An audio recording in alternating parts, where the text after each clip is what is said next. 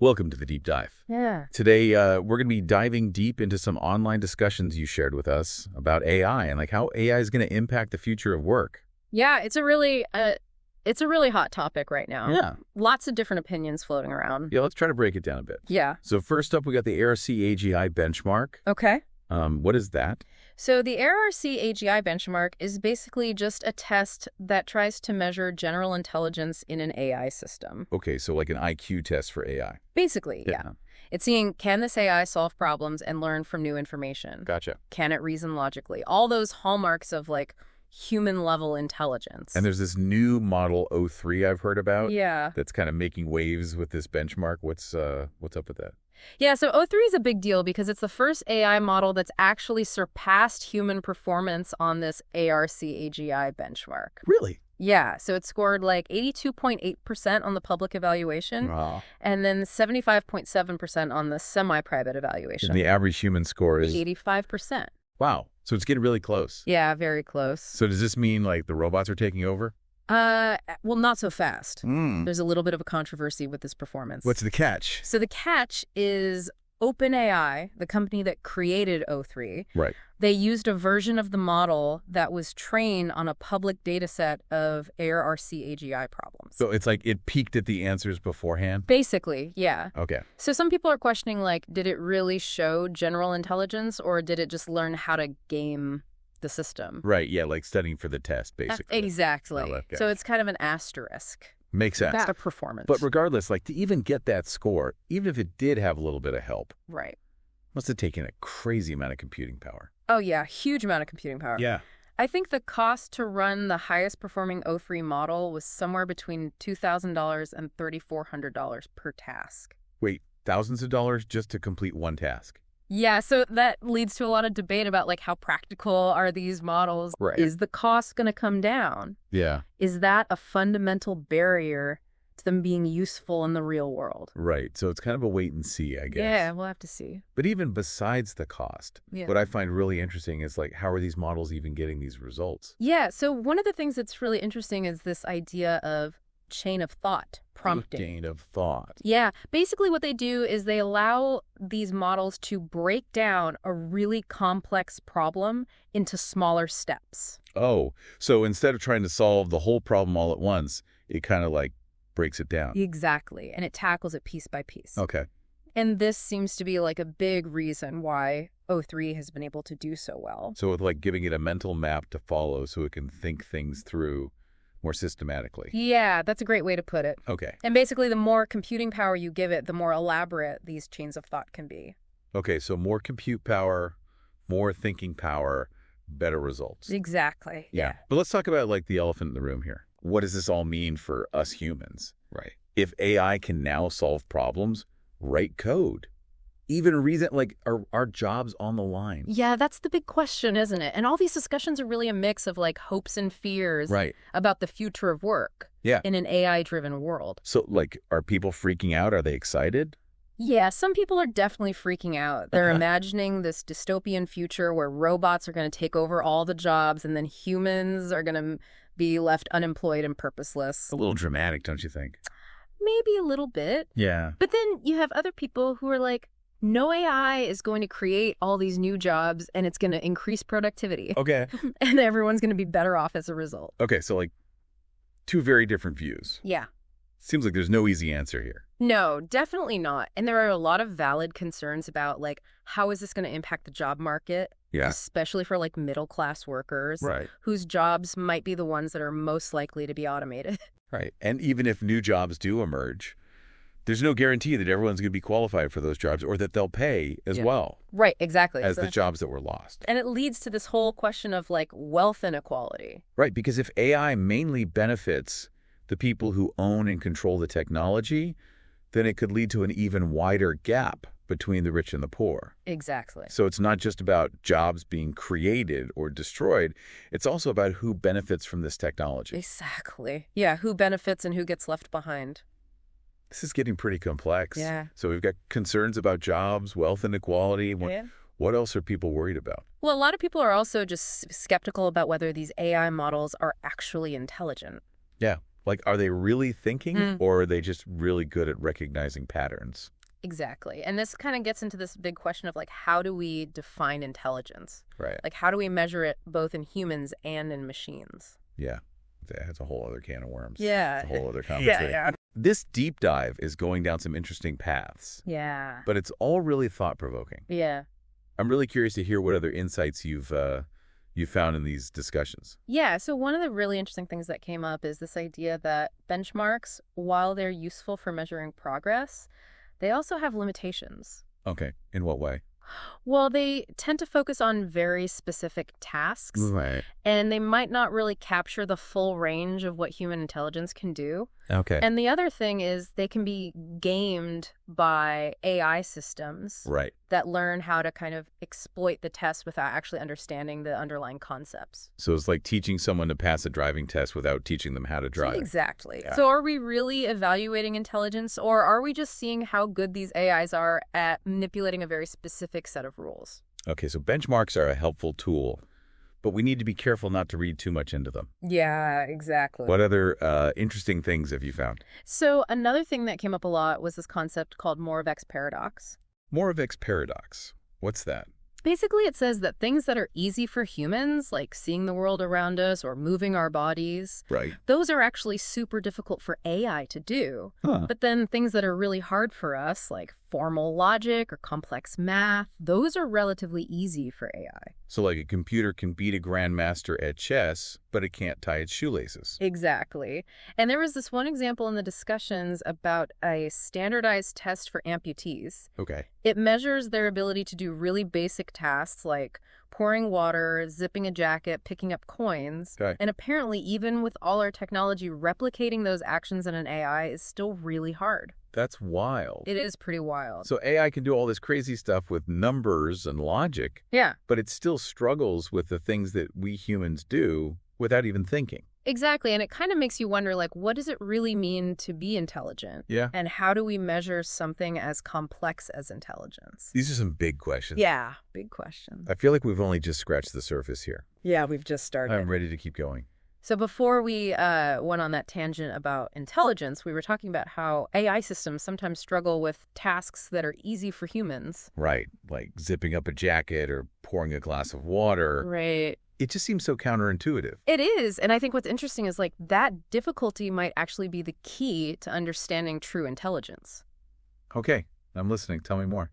So think about it this way. Like, we as humans don't have to consciously think about every single step involved in zipping up a jacket. True. We just do it. It's Yeah. almost effortless. Yeah, it's like our brains are on autopilot for that kind of stuff. Exactly. Like, I never realized how complex those actions were until we started talking about AI struggling with them. Right. And our brains have evolved over millions of years Yeah. to handle those tasks incredibly efficiently. That's right. We have this deep, intuitive understanding of the physical world Okay. that AI systems are still trying to grasp. So it's not just about like processing power or algorithms. Right. It's about having this ingrained knowledge of how things work in the real world. Exactly. And someone in the discussions made this really great point. They said, you'll know AGI is here when the exercise of creating tasks that are easy for regular humans but hard for AI becomes simply impossible. Wow. Right? That's a really powerful statement. Yeah, it's like saying true intelligence is about being able to do all the things that humans can do Right. without even having to think about it. Yeah. And I think until AI can reach that level of seamless integration with the physical world, Yeah. it's really debatable whether we can call it general intelligence. Okay. So we need to kind of rethink our definition of intelligence. Yeah. And acknowledge that it's not just about like acing tests or writing code. Yeah. It's about being able to navigate the complexities of the real world, Right. which is something that we humans often just take for granted. Absolutely.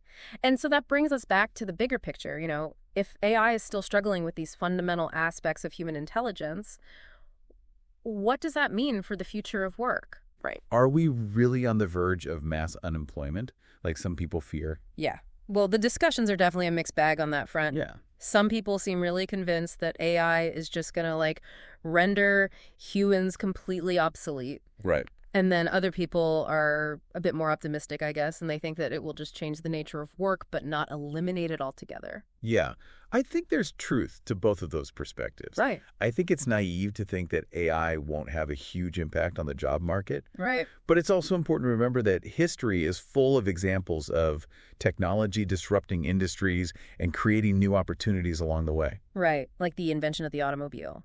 Exactly. Put a lot of people out of work, like blacksmiths and stone carriage drivers. Right. But it also created tons of new jobs in manufacturing and transportation and all these related industries. Exactly. And just as the automobile transformed transportation, AI has the potential to really revolutionize countless aspects of our lives. Right. From healthcare and education to finance and entertainment.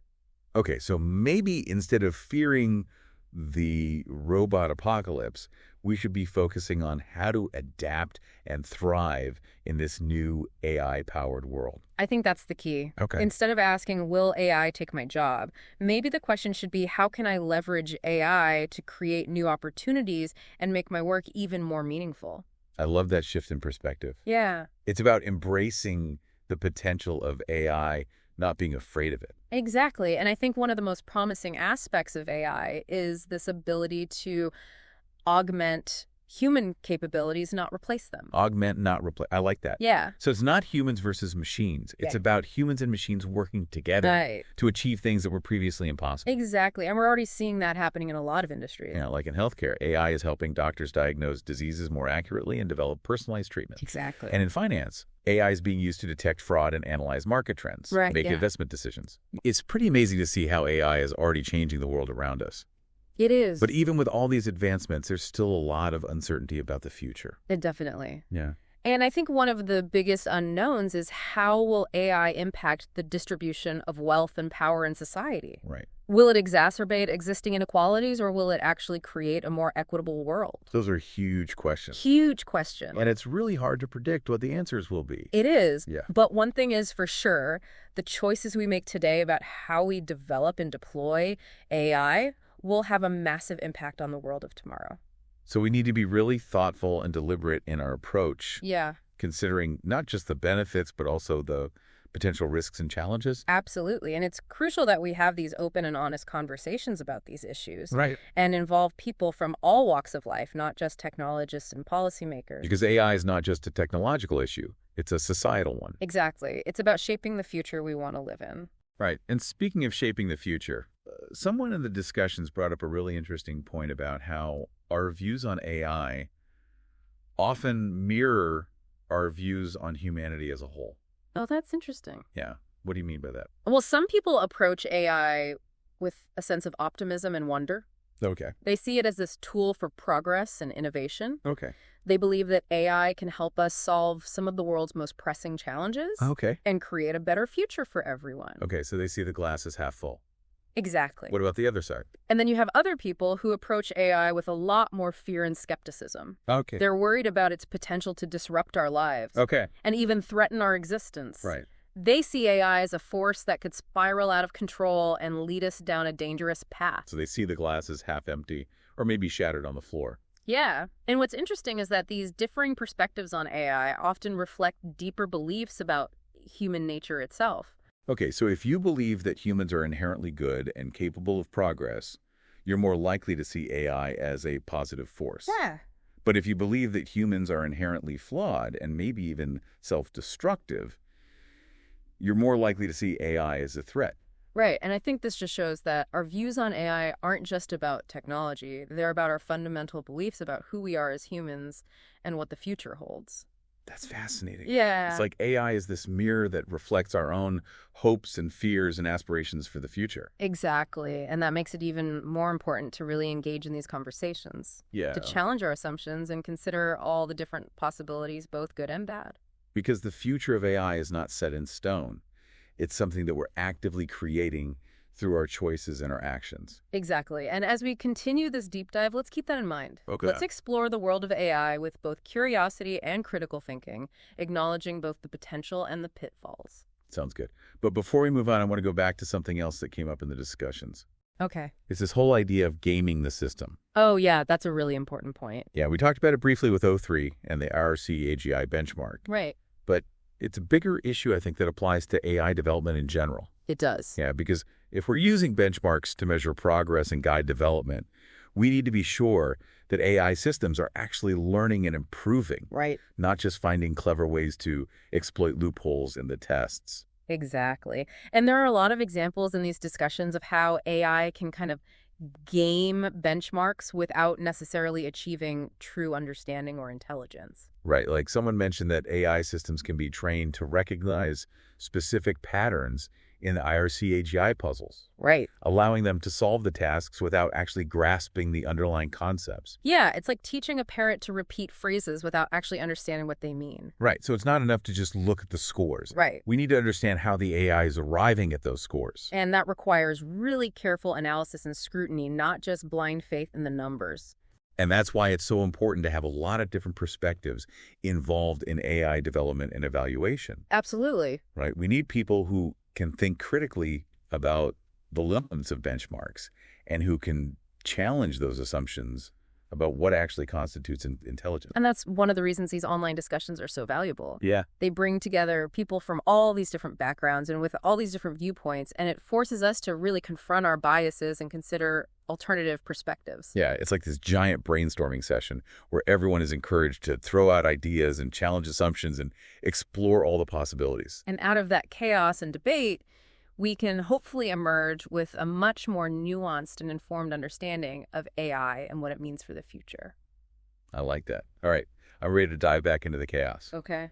What other interesting things did you find in these discussions? Well, one of the most striking things I saw was this comparison between AI development and the early days of aviation. People are drawing parallels between the hype around AI and the hype around flying cars and personal airplanes that never really materialized. Oh, yeah. I remember seeing those illustrations from like the early 20th century. Yeah. Like everyone thought we'd be zipping around in flying cars by now. Exactly. And just like those visions of aviation didn't quite pan out, some people believe the current hype around AI is also overblown. But airplanes did revolutionize travel and global commerce, They did. even if we don't all have personal helicopters parked in our garages. That's a great point. And I think the takeaway here is that while those initial promises about a new technology don't always reflect reality, Right. that doesn't mean the technology itself is a failure Right. or a Yeah. disappointment. Okay, so maybe we need to temper our expectations a bit about AI achieving human-level intelligence, like overnight. Yeah, But we can still acknowledge its transformative potential. exactly. And someone in the discussions made this really interesting observation. They said society will adapt to the abilities of new technologies, not the other way around. That's interesting. Can you elaborate on that a bit? Sure, so take airplanes, for example. Okay. They can't land in our backyard, so we built airports. Right. We didn't just abandon the technology because it didn't meet our initial, maybe unrealistic expectations. Right. We adapted our infrastructure and our way of life to accommodate this new technology. Exactly, and the same thing could happen with AI. Okay. Instead of expecting AI to perfectly replicate human intelligence and behavior, Right. maybe we need to be more open to adapting our systems and our expectations Okay. to align with AI's strengths and limitations. So it's a two-way street. Yeah. AI is evolving, and so is our understanding of what it means to be intelligent and how to interact with this technology. Exactly, and that's what makes this whole exploration so fascinating. Yeah. It's not just about understanding AI, it's about understanding ourselves and our place in a world that's rapidly changing. Yeah. And speaking of understanding ourselves, there's this other interesting point in the discussions about how AI actually reflects our own limitations. Yes, someone brought up the example of how early AI research often focused on tasks that highly educated male scientists found challenging, Okay. like chess or complex math problems. Okay. But tasks that young children can do effortlessly, like recognizing objects or navigating their environment, were often overlooked. Right. And that's because we tend to define intelligence based on what we as humans find difficult or impressive. So our own biases about what constitutes intelligence can shape the development of AI They can. and potentially lead to systems that excel in some areas but are totally clueless in others. And that's why it's so important to have diverse perspectives involved in AI development, Right. representing different cultures and backgrounds and ways of thinking. Because if we want to create AI that truly benefits all of humanity, We need to make sure it reflects the full spectrum of human intelligence, Absolutely. not just a narrow slice of it. Right, and that leads us to another really fascinating aspect of the discussions, the economic implications of AI. People are really debating whether AI will lead to a more equitable world or whether it will just make existing inequalities even worse. Right. It's a question that everyone's asking. Yeah. Will AI be a rising tide that lifts all boats, or will it create a bigger gap between the haves and the have-nots? Right. And the discussions really reveal a range of perspectives on this. Okay. Some people believe that AI will lead to massive job displacement, Right. creating this huge underclass of unemployed and unemployable people. That's that dystopian scenario that we talked about before. Exactly. But then there are other people who are more optimistic about it. Right. They think that AI will ultimately boost productivity and create new opportunities. Yeah. And that'll lead to a more prosperous future for everyone. They argue that just like previous technological revolutions like the Industrial Revolution ultimately led to higher living standards for most people, Okay. AI will do the same. But the Industrial Revolution also created those huge disparities in wealth and power. You're absolutely right, and that's why it's crucial to be aware of the potential pitfalls of AI Right. and to implement policies that make sure that its benefits are shared widely and fairly. Like investing in education and retraining programs so people can adapt to the changing job market. Exactly, and exploring alternative economic models like universal basic income to ensure that everyone has access to basic needs regardless of their employment status. They're all important things to think about. They are. Yeah. And it's clear that the impact of AI on our economy and society will depend on the choices that we make today. It will. And one of the key choices we face is how we define the goals of AI development. Okay. Are we simply trying to create machines that can beat humans at specific tasks? Right. Or are we aiming for something more ambitious, something that benefits all of humanity? That's a really deep question. It is. And the answer to that will really shape the future of AI and how it impacts the world. It will. And it's a question that deserves a lot of careful thought and open discussion. Well, on that note, I think we need to move on to part 3. Okay. My brain is buzzing with all these ideas about AI and intelligence and the future. So we've talked about AI acing those tests and like the cost of running these models and even how they struggle with things that seem really easy for us. Right. And we've also talked about like what intelligence really even means and how AI might change the future of work. Yeah. And it seems like there's a lot of back and forth about whether AI is a good thing or something we should be worried about. Yeah, definitely. And one of the most common things we hear is that AI is going to become like super intelligent. Right. And maybe even surpass humans. Yeah, like the robots taking over the world kind of thing. Exactly. And that idea has led to some pretty wild predictions about a future where machines are in control. But is that really something we should be worried about? I mean, isn't that just like science fiction? Well, it's something that people definitely debate about. Yeah.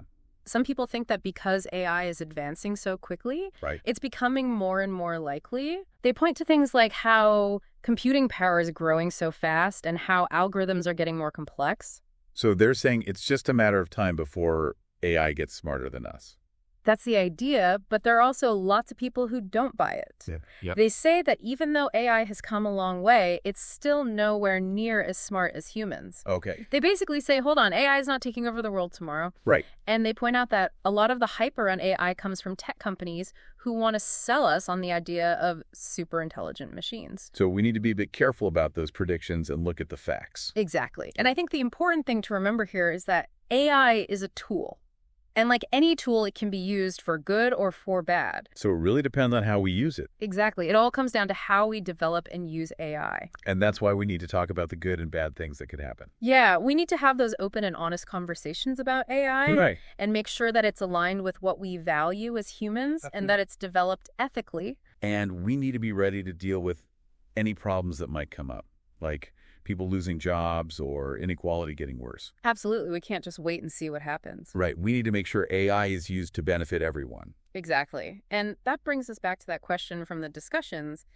If AI becomes as capable as humans, how do you think society will adapt? Yeah. Will we find ways to live with intelligent machines, or will we resist it? It really makes you think about our relationship with technology and what it means to be human in a world that's changing so fast. It's a lot to think about, Yeah. but it's important that we talk about it Yeah. and that we approach the future of AI with both excitement and caution. I agree. And as we wrap up this deep dive, I want to encourage everyone to keep learning about AI, Yeah. keep asking questions, and have those thoughtful discussions about this technology that's changing everything. Because the future of AI is something we're all creating together. So let's make sure we create a good one. That's a great point to end on. Thanks for joining us on this deep dive into the world of AI. It's been a fascinating journey, and as always, keep exploring and keep learning.